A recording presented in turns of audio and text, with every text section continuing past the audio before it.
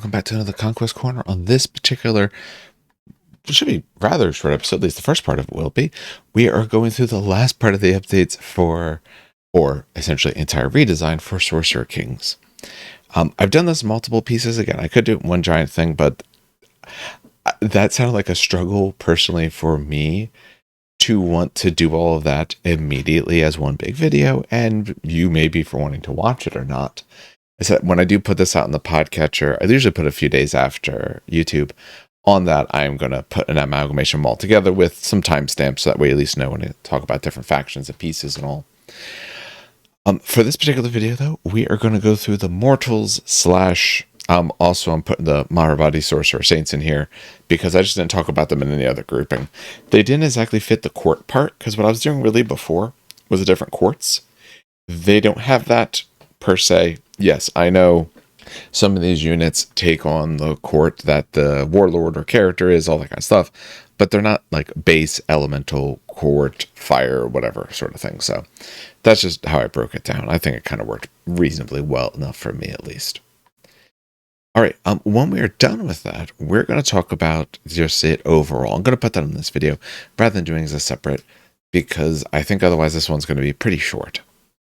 So we'll get to that. Like I said, as always, though, keep in mind, if you want to pick up anything Conquest related, I know as of time of recording, some of the new stuff, the Origami Warriors, I know they're coming out, and I know the Damashi, I believe, are the other thing. I don't know if anything else is, but they're all releasing effectively about a day before I record this, probably about a day or so after you see this.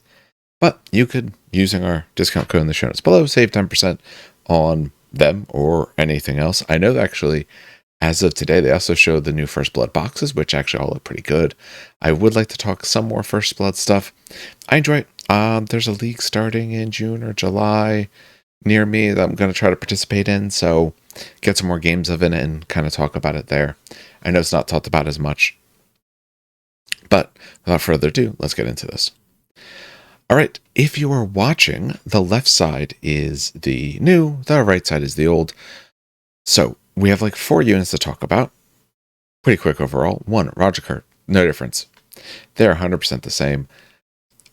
Rajikar are your bread and butter of the fact that your character needs to go in a Mortals unit. In actuality, it is a Mortals unit that they're going to end up going into. So they're the more survivable form. They don't do anything that really great and wondrous, but they're a bit more survivable than some of the others. But if you're taking them before you're doing it now, you're probably not super jazzed about it personally. At least I'm not. But that's okay. When we take a look at Denora Disciple, so long range, this is where I put my Sorcerer, if she's not taken bound to the elements, because she can shoot, they can shoot. And in general, if you're going to stay near the back, not a bad option in general to do.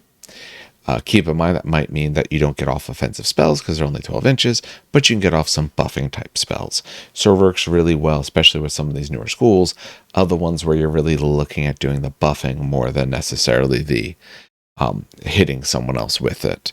But most of our spells are more buff oriented anyway, so it works well. They are still the same base cost, 140 points for the unit, for the regiment, but they went down 5 points a stand. They used to be 40, now they're 35. So, actually, wait, just noticed something. In the top, they say 40 a stand, and later they say 35 a stand. Actually, Rajikar say the same thing, 40, and then they say 35, where they were 40 before. I said Rajikar hadn't changed. Now I'm not sure. All right, so actually, I just checked. Apparently, a few days ago, they did update it on the 16th. So originally, they dropped on the 12th. On the 16th, they updated it, and it is meant to be 40 points a stand. So they copy and pasted the regiment part, and that's an easy copy and paste. All right, so Denora Disciples, absolutely no difference. Rajikar, then absolutely no difference. I mostly with no difference is the Initiates. There's a little bit, and we'll talk about what those little bits are. They're the same exact points cost. They're 160 for the group, 50 for an extra stand. They have Elemental Conduit, where instead of the before they have Arcane Conduit. Works differently, but the whole goal, put some tokens down. So very similar. Cleave and Line Breaker, 1 wizard for interference purposes. Eminence is the same. Hey, you're going to cast a spell on these, My evade goes up to a 4, and I'm 5 extra stands if you care about scaling. They used to have essentially, hey, you choose, are you born of flame, born of air? Now, essentially, hey, you count as the court of your warlord. And if your warlord has more than one, because some of the warlords do get more than one, just pick one. The new thing they give them is Gifted Mortals, is when a friendly character selects his regiment to target them with a spell, it just automatically works. With the bare minimum amount of successes that is necessary. So you don't get any bonuses, although none of these spells, at least none I can think of, and I recorded most of these within the last 24 hours, none of the spells care about doing extras. They put that in case the spell is scaling or anything like that, so maybe you needed a few more than the standard 2.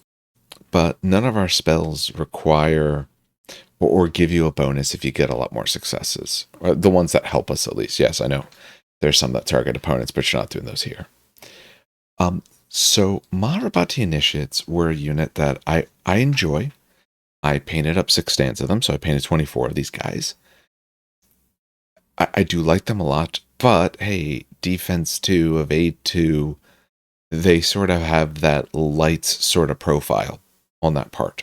Yeah, they have better resolve of 4, but that doesn't help me so much if I'm going to take tons and tons of wounds already. They're the pinnacle idea of a glass cannon. They can dish out a pretty good hit with the 5 attacks each. If they're inspired on 4s with cleave 1, line breaker, so you're losing some of your bonuses if you got them. But you aren't surviving the hit back. I've had these guys do a lot of success if they can get into charges or into spots where my opponent could not do it. Otherwise, nothing too great. Notice, like I said, they do count as the court that the warlord is. So there are some spells, if we just take a look, or even some rituals mentioned, like, Intrusive Thoughts says, hey, your court of fire regiments would gain Relentless Blows. All right, so if your warlord's fire, then they're getting Relentless Blows. When you have Cleave 1, pretty good thing to do. Notice other ones like Conflagration, the second part doesn't work because it does mention Elemental. These guys are not. But hey, Fire Dominion, yeah, you get that. You become a Fire Element. Fire Elemental. So any that just say pure Court of, you can now be targeted with. So it doesn't help with Earth at all. Helps a little bit of air. Helps one way on water. Notice you do have that bigger heal from water to blood, so Court of Water isn't bad to be able to use with them. Spell wise, Court of Air, yeah, there's one that can do something. Otherwise, not too much specialized, at least. So there are some spells and rituals that will care about that. It's a nice to have. It's a nice gain. If you weren't wanting to take them before, I don't know if it truly changes your mind. But now that the army has greatly changed in the ways in which they work, I think it'd be worth throwing in, if nothing else, a 3-pack of these and seeing sort of usage you can get out of them. It does make it a little bit more interesting depending on what court your warlord takes. If I'm running 3 characters and I'm going to run 2 courts, I can now really decide which one, because, spoiler alert, the Sorcerer Saints have exactly the same rule. So now I might decide one court or another because I want to make these guys a particular court because, they'll benefit from that fire ritual that I want to be able to use. I want to give them Relentless Blows. Okay, so that means I better make my warlord the fire. And if I was running 1 fire and 2 something else, well, now I know who's going to be that fire. It works out easier, the fact that everyone gets all of that court spells. It's no longer, I really want this spell, so I guess my Maharaj will need to be fire because I need that particular spell he has. No, you choose fire, he has all of them. So a nice improvement from a unit that I was actually honestly really back and forth on personally. Not that I don't like them, they're very tough to get to work correctly, but we'll see. As I said, if you liked them before, you're going to love them now. Or at least like them maybe a bit more. Let's go into the last new unit we have to talk about is the Maharabati Sorcerer Saints. These are heavy cav option, 230 points. They are stuck at 3 stands. You cannot take any extras. Same as that way Crimson Tower are. They are Cleave 1 with Impact 3, they have Vanguard 3, Terrifying, and Untouchable. So they're rerolling their 6s. So giving them bonuses related to air doesn't, related to earth doesn't help as much. Rerolling 6s, they are move 7 with 1 volley, 3 clash, 7 attacks, 5 wounds, good amount of wounds, 3 on that defense with the Untouchable, or even if you have to go to the 2 evade, getting the reroll 6s really does help out quite a bit, sitting on those 5 wounds. So, good stat profile.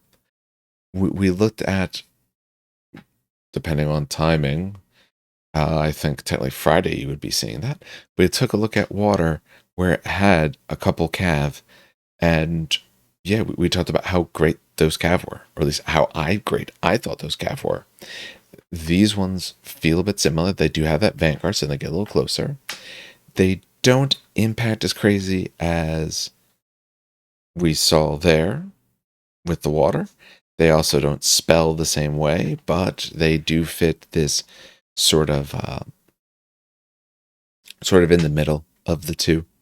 In other words, they're not quite as specialized in one or the other, but I do think they do a whole lot of good. They have Juggernaut, so March +5 for their charge cannot be lowered or raised. So you're looking at 12 inches. So that's a really good charge range. That's the max for a lot of units, or an inch or so above the max for many, many units. You can guarantee that you get in. I've done this before with my Ironi. I will spend my turn getting to the point so I'm sitting on it just in enough. I might pull around the side a little bit, so maybe I see you, don't see me. Or if you're a move 5, I can go sit there. You're now I'm out of your range to at least be able to come in and charge. Juggernaut is amazing. Gift of Mortals, yeah, target them with a spell automatically works. And yeah, they get the Warlord's Court and that Elemental Prowess. So you can draw event, I should say. The regiment may immediately remove 3 ritual markers from a ritual that's currently being prepared. We did talk about, depending on your type of list, you might be able to put tons of markers down. And unless you're running water or having a Maharaj Warlord, you can't start a new one once you've already started one. But when a ritual is currently being prepared, you pull out those 3 markers. Target for an elemental regiment within 12 inches heals 4. Pull off 2 more markers, so pull off 5 total. They also get blessed. Apologize if you could hear some beeping. I'm helping my wife make some bread. So that was the timer going off. All right, so we are talking about the Saints. Okay, so actually, I want to compare them to the water. Now, again, these ones could be anything. They can potentially benefit from anything. But when we take a look at those, they were near the end. The Lancers and the Sahar. Again, Sahar both had fluid, both a little bit cheaper, although, okay, in here you're not technically as locked away as some other things, but maybe you don't get quite as many bonuses if you don't take other water-based stuff. So, decent amount of points cheaper.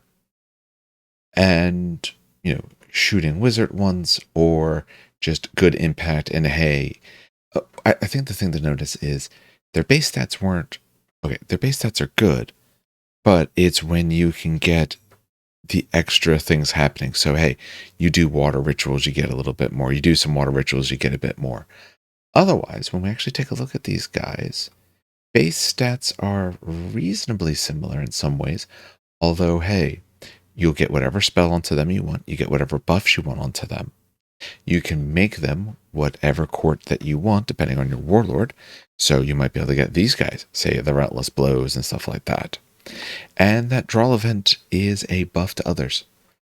You need to heal back 4. 4 is the right amount for most of your brutes, because most of your brutes are sitting at the 5 wound total, which means 4 is enough to heal a wound and then still be able to get a stand back.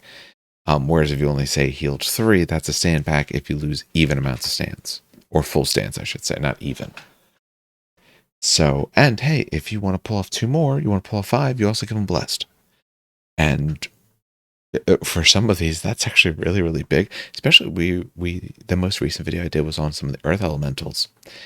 Being able to give out rules like that. Give out blessed onto them. I know we talked about them. But again, there's so many new ones. I kind of have to look back at some of these just to make sure I have the right ideas. Yeah, especially your oppressors, because you can get +2 to their attacks characteristics. So they could be 7 attacks, just reroll everything. Or reroll your defense, and you could guarantee that, hey, this unit where they're dread, I'm getting rerolls on my defense, and no, I am sticking around. You are not taking me out. I play, one of the other armies I play is Old Dominion. Carrefours have Blessed. That has helped me out greatly many, many times. Actually, and it was one of the games actually I put up. I had 2 different units standing there. He had 2 units ready to come charging, so we were going to just fight each other. No matter who got first, one was going to charge first, and the other one was going to get charged next. So you would go in your direction on one, go against you on the other one. I automatically choose the Canifores to be my later activation because they have Blessed. I can use it on the defense. I'm not going to lose nearly as much. I want it for the other units. So pulling off 5 tokens, though, means you're probably, depending on your list, it's going to make it a whole lot harder to actually get your ritual.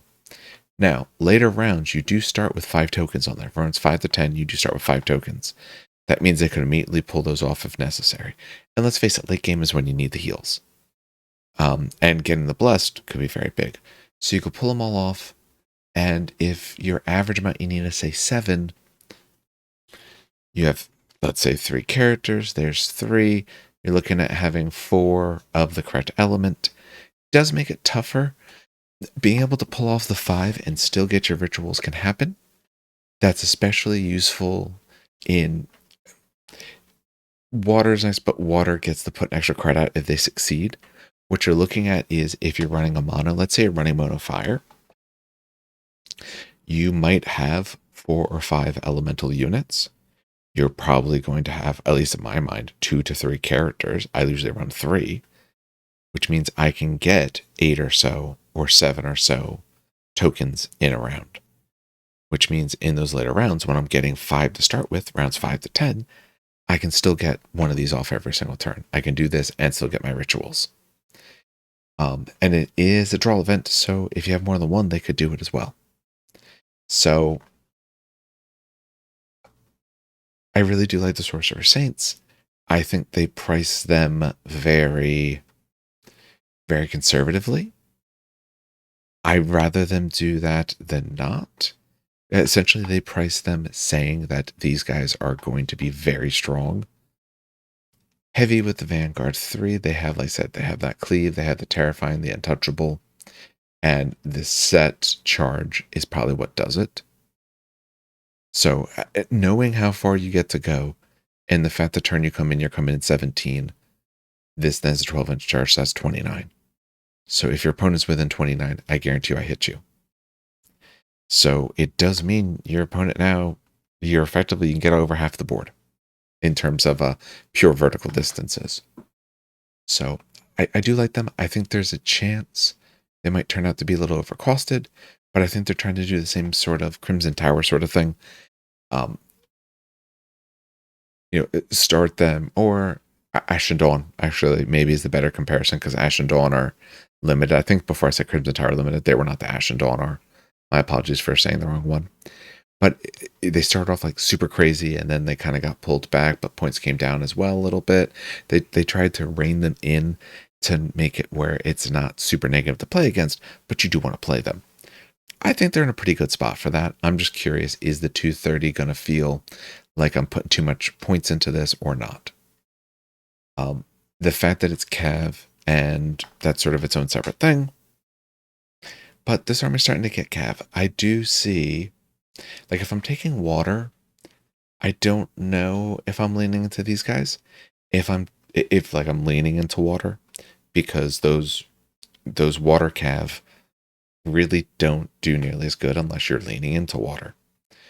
If I'm leaning into just about anything else, I absolutely see a very good place for these guys. And like I said, that a little bit extra fast move, especially with that Vanguard, they can get in front and get to something. They can protect your initiates. Because I still like initiates for what they do, but these guys are good too. So absolutely looking forward to, one, seeing them, and then putting together a pack of I don't know if I'd ever run more than one personally. I mean, you can't go more stands, which is kind of good. So a single box, that's probably what I'm going to go with to start with. And maybe I'll proxy a second to see if I ever care. But I kind of like my monsters a lot in this faction. So I'd probably run other big costly things anyway, because I want to run almost two monsters all the time, because it's just enjoyable to me. All right, well, that will do it in terms of the new units. Or talking about all the units. So now we went through everything. So where does that leave us for the faction in general? I will start by saying that I was greatly concerned when I first saw these changes. The reason for my concern was partly because I'd really gotten used to the way in which they played. You know, I as my friend Kyle kind of said, we sort of figured it out. It doesn't mean you always win, of course, but you kind of figured out the way you want to play your list, what works well in your list, what works well for the army, and what you really want to be doing. Like I said, some of those upgrades, I know there was some back and forth of, is this upgrade good or do we take this one and all? But I feel there was a few where you never felt bad taking it. For me, like personally, Kadu Kavach, the way it was before, getting reroll sixes, since I ran mostly one court anyway, that was never a feel bad. Did it always help me greatly in the games? No. But for that point cost, I want the option. And it's absolutely come in clutch in a lot of cases. Hey, always good to do. Other ones like Bounty Elements was probably it was 40 points. It was very expensive. Maybe I don't do that. I'd like to do it. Oh, but can I afford it? I found in the past my character's cost always went higher because I need these upgrades. I'm putting a bunch of stuff on these guys. I don't see it that way anymore. Also, where the rituals were, I'm getting 3 actions consistently, often, unless you go forward and take out my characters, but I'm getting 3 actions consistently, and I'm getting a few rituals per round. And Conflagration was the most popular because you know what? I'm just going to hit you with more spells. Or I'm going to hit myself with spells that can heal my units. Because keep in mind what Born of Fire or Air used to do. Hey, you got spellcast and you just heal 2. I use that, like I said before, I'm on my hood to make him a non-killable beast. Because I was without even trying, could heal between 3 to 7 wounds. I could heal 3 without doing anything. I could realistically often heal about 7 if I need it. When you're on a 20 wound oblivious thing, that means if you're not putting all the damage at once, I don't care. So at first I was very apprehensive with this because these are very drastic changes and I wasn't sure what I felt about them. I wasn't sure if it was actually going to be any good. Having gone through it, I will say that I do overall like what they've changed. I had to say it does hurt a little bit that most of my ritual cards now don't really do much. I can't necessarily use them because the rituals have either changed or the names, or you have new rituals that never existed before. I do like overall what they did with the new 2 courts. I think water is absolutely great. Really enjoying that. Looking forward to running some pure waterless or a little bit of mix and match. Earth, I'm just a little bit less excited about. Maybe I'll get more excited when I get to see these models. What do these Eidolons look like? I don't know personally. But I don't know, other than the Mahut, and even the Mahut, I'm not as jazzed about. You can see him; he's actually right there if you're watching on YouTube. I had to use him for pictures for the thumbnail for the Earth one. But of all the courts, that one I'm not quite as jazzed about. I'm not super jazzed about Air personally either. Once the monsters are out for that one, my opinions now start going up because that's really what I want. We're lacking those. And until you have access to your monsters, I don't feel that you kind of have the full gambit of what it does, personally. So, sort of waiting on that. But I have yet to get a game in with the new stuff. I'll be entirely honest. Next week, when I'm back from vacation, because at the time of this, I'm in Wildwood currently, Wildwood, New Jersey. Who doesn't know? People talk about growing up near the shore and stuff like that. That's where I grew up near. I didn't actually grow up much near it. I was much further inland. But that's the sort of area in which that I kind of grew up in. So, I remember being younger and going on roller coasters nonstop, and now I'm older and don't have a great back, so I can't do any of that stuff anymore. Luckily, I have some of my nephews are younger, but old enough to take the much younger nephews on all those rides that I would do if I thought I would be able to walk off of there easily. Unfortunately, I don't think I'd be able to. All right, so my own little few days away with some family aside here, though. Once I get back, I do want to get some games in. And so what I will say, base ranking for the moment at least, I would still probably, and this is again where we are currently and what my thoughts are, I would probably still put fire at number one of the courts. And the reason I'm doing that partially, and maybe a lot of it, is we have the units. Water, I think, is great, and I'm really looking forward to stuff I can do. But fire, I can play right now.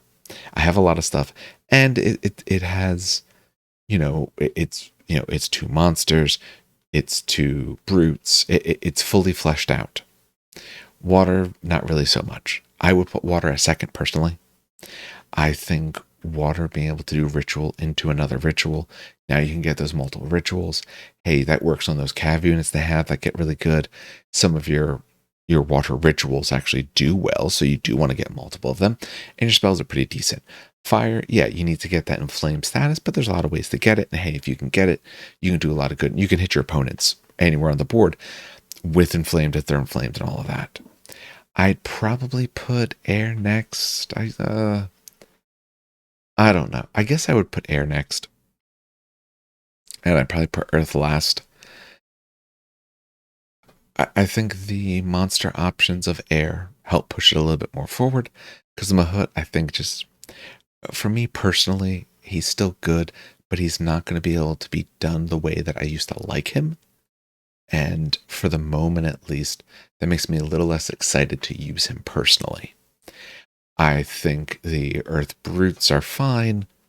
I think the air, maybe partly because we have it out already, but I think the air might be able to do just a little bit more for you for the moment. And earth, the fact that you are putting out these markers, but you can't expand the size. Water lets you expand the size to be able to get the effect into and onto more units. Earth doesn't allow you to do that. Change that, and now much bigger on that. When we take a look at these, the Eternal Eidolons and the Oppressors, being close gets them untouchable, which is nice. Nothing they do is bad. They're just less exciting to me. And maybe that's because, when you look at the Eternal Eidolons, they are meant to be defense. The other ones are a bit more attacking, but they don't inspire like, oh, they look amazing, I need these guys on the board. Some of the other stuff, like the Sorcerer Saints, I absolutely want those on the board. Some other pieces. So, all right, those are my particular thoughts. But as always, I want to know what you guys are thinking. I want to know what other people's thoughts are. And specifically, I'm curious to see what your lists are. So remember, when you make a list in the builder, you can copy out as text. You can put that in a YouTube comment. And I want to see what sort of list that people put. Especially for this, I was thinking, I haven't decided if I want to do this or not. I have a spare box of something to potentially get rid of, but I don't know if enough people watch this. I might do something with that in the future because I have a spare box of initiates that I don't want to assemble. I've already done 6 stands and painted 24 of them. I'm happy with that number, but I think I'm going to do that in a separate one. But for now, if you're playing this faction or thinking about it, what are the lists you're looking forward to run? What are you thinking of putting together? And what are your plans with that? I think I might do a separate thing talking a little bit more about that, especially when we do maybe now that things have been updated, a new list building piece. But let me know what your thoughts are. Where do you rank them? What court are you most excited about? For other things in general, I will say the upgrades on characters, I'm probably taking very few in general, but that saves me points for a lot of this other stuff. And I'm probably still have my Maharaj as my warlord, but I can make the argument for the sorcerer, especially in certain schools. Especially if you're running, say, just water or something like that. I could see you wanting to do that. Otherwise, the Maharaj is probably still going to be my warlord. I just like what he does a little bit more than the others in general. All right. I would say power level wise compared to where we were, I don't think we were oppressive before, personally. I think we were strong, but I think this triple activation, even if someone could see it coming, does still catch people out. Because I have you in my range easily when I'm nowhere near your range. That's tough. And that's tough to plan against. You know I'm going to be doing that. So essentially you look at any of my units and you might as well double their move characteristic when you're considering what can they do and what can they hit. So I would not say we are oppressive in terms of amount of victory, but if you don't understand the way our army worked, we would be hard to counter. For now, I would say we're much more understandable. I have this one ritual. This is what it does. Next round, I do this. Water plays with that a little bit, but Maharaj plays with that a little bit, but a good bit easier for your opponents to understand. You no longer have to deviate. Oh, well, this guy, he's fire.